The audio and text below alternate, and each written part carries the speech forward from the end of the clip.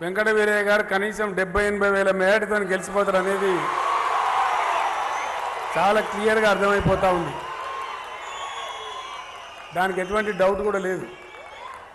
ఎందుకంటే helicopter land అయ్యే ముందు కొద్దిగా పైనుంచి వస్తుంది కాబట్టి ఇంకా కొన్ని వందల వేల ట్రాక్టర్లు ఇంకా రోడ్డు మీద ఉన్నాయి మందిని నింపుకొని.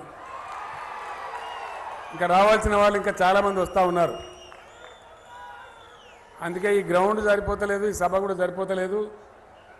అది వెంకట వీరయ్య గారి మీద ఉన్న అభిమానం అని నేను మనవి చేస్తూ ఉన్నా.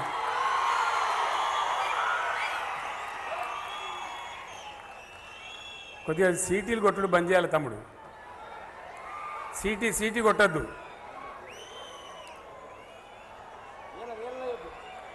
ఈల అయ్యేద్దండి దయచేసి. చివరికి బాగా వేద్దాం ఈల ఇప్పుడద్దు. సత్తుపల్లి చాలా చైతన్యం ఉన్నటువంటి ప్రాంతం,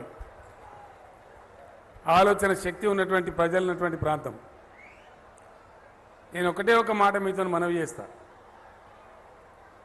ఎలక్షన్లు చాలా వస్తాయి పోతాయి. ఎవడో ఎల్లయ్య కాకపోతే పుల్లయ్య కాకపోతే మల్లయ్య గెలుస్తూనే ఉంటారు. అది పెద్ద విషయం కాదు కదా. ఎవడు వద్దన్నా ఎవడు కాదన్నా 30 తారీఖు నాడు ఎలక్షన్ అయిపోతుంది, 3 తారీఖు నాడు కౌంట్ అవుతుంది. ఎవడో ఎక్సో వయో జడో గెలుస్తారు గ్యారంటీ. అంతే. నేను ఒక్కటే మాట మీతో మనవి చేస్తా ఉన్నా. ప్లీజ్ తమ్ముడు, మీరు కార్యకర్తలు డిస్టర్బ్ చేయదు. ఆవేశం అంతా లాస్ట్లో. ఎందుకంటే మనం ఆలోచన కూడా చేయాలి కదా. ఆలోచన చేయకనే ఈ గతి ఉన్నది భారతదేశం.